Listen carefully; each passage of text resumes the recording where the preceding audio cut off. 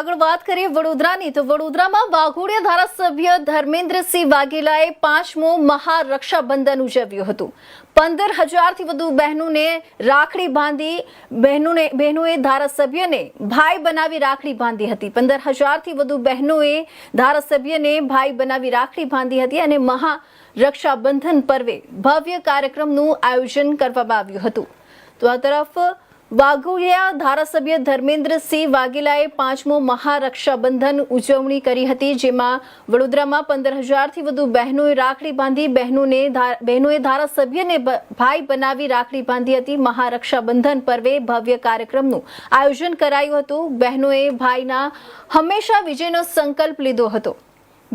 ધારાસભ્ય વાઘોડિયાના માટે હંમેશા વિજય થાય તેવો સંકલ્પ બહેનો દ્વારા લેવામાં આવ્યો હતો। ધારાસભ્ય ધર્મેન્દ્રસિંહ વાઘેલાના વિજયની બહેનોએ કામના કરી હતી। ધારાસભ્ય ધર્મેન્દ્રસિંહ વાઘેલાના વિજયની બહેનોએ કામના કરી હતી।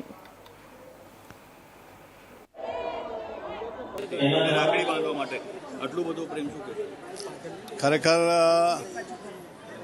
રક્ષાબંધનનો તહેવાર આપણા સનાતન ધર્મની અંદર સૌથી મોટો તહેવાર, ભાઈ બહેન વચ્ચેનો નિસ્વાર્થ પ્રેમ। રક્ષાબંધન એટલે હંમેશા બહેનો ભાઈની રક્ષાની ચિંતા કરતી હોય છે। આ એક એવો પવિત્ર દિવસ છે કે જેનાથી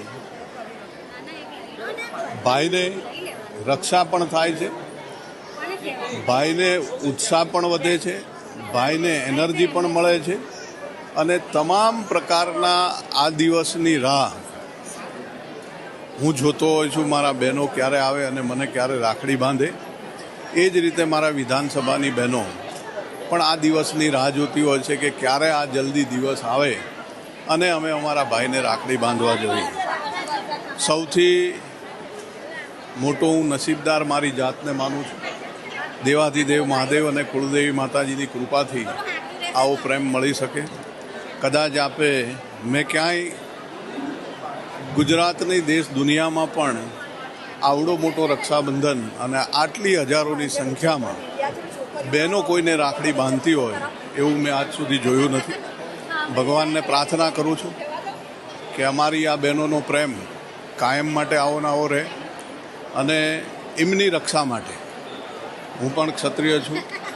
મારી બહેનો અને મારી ગાય માતા માટે એમના સુખે સુખી, એમના દુઃખે દુઃખી, એમની કોઈ પણ મુશ્કેલી આવે ત્યારે હું મારા પ્રાણની પણ પરવા કર્યા વગર મારી બહેનો અને મારી ગૌ માતા માટે પોતાનો જીવ આપવામાં એક ક્ષણનો પણ વિલંબ નહીં કરવું અને હંમેશા મારી બહેનો માટે હું જ્યાં સુધી જીવું ત્યાં સુધી મારી બહેનોની અને મારી ગૌ માતાની રક્ષા કરવી એ મારો ધર્મ છે। વર્ષો વર્ષ જે સંખ્યા છે વધતી જઈ રહી છે, લોકો લાંબી લાઈન છે, હવે લાગે છે કે હવે મોટી વ્યવસ્થા કરવી પડશે। 100% આપ જાણો છો કે દર વર્ષે બહેનોનો પ્રેમ વધતો જાય છે।